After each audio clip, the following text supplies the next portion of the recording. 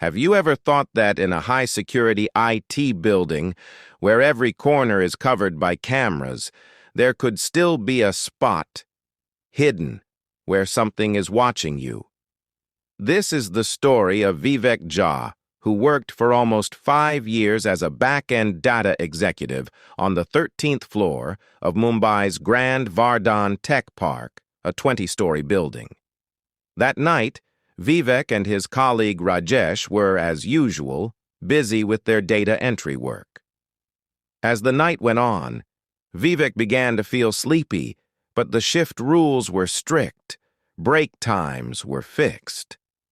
Suddenly, he felt as if someone had just walked past him. He immediately turned around, but there was no one there.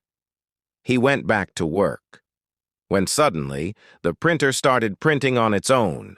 It was 2:15 a.m. Only 2 people were on the floor, Vivek and Rajesh. Vivek picked up the printed page. It was completely blank. A chill ran down his spine. Vivek Jha was from Bhagalpur, Bihar, a middle-class young man. His father was a retired school teacher, his mother a religious homemaker, and with both sisters married, the entire household responsibility was now on him. After earning a diploma in computer science, he moved to Mumbai and soon got a job at Vardaan Tech Park. Rajesh, from Bareilly, Uttar Pradesh, was 2 years senior to Vivek, calm and composed. He always believed night shifts were peaceful and free from distractions. The building was impressive. Glass walls, a cozy cafe area, high security, but one strange thing stood out. The 13th floor didn't appear in the elevator. After 12, it jumped straight to 14. Employees were told that the 13th floor wasn't for everyone. Only the night back-end team worked there. At first, Vivek didn't care much. For him, it was just a new seat and some extra pay.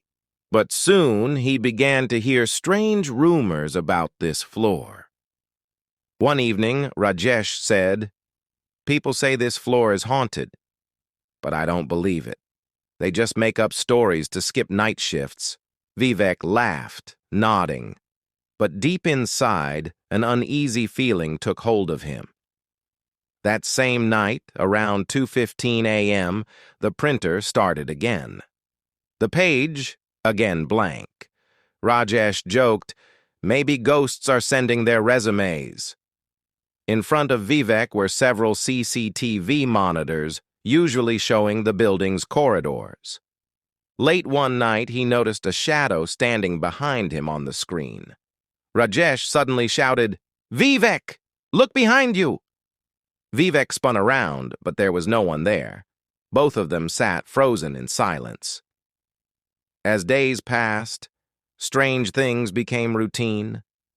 Computers typed by themselves. A sudden chill spread across the room around 3 a.m., and a dim yellow glow often flickered under meeting room number 3, a room that was always locked. One night, Vivek asked the security guard, "Why is that meeting room always locked?" The guard replied quietly, "Sir, old employees say something isn't right inside." Once, something strange happened there. Since then, it's been sealed. Another night, Rajesh went to the washroom. The tube light began flickering, and suddenly, the entire room went dark. He could only hear dripping water and soft footsteps behind him. Terrified, he turned on his phone's flashlight and ran out. As he opened the door, the corridor lights flicked on instantly. Breathing heavily, Rajesh returned to Vivek and asked, "Bro, did you turn off the bathroom lights?" Vivek replied, "I haven't moved from here." Their experiences grew eerier.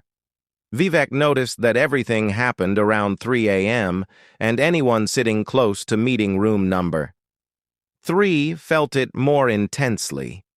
They started investigating and found out about a man named Sharad, a former employee who had worked the same shift, until one day, he suddenly disappeared.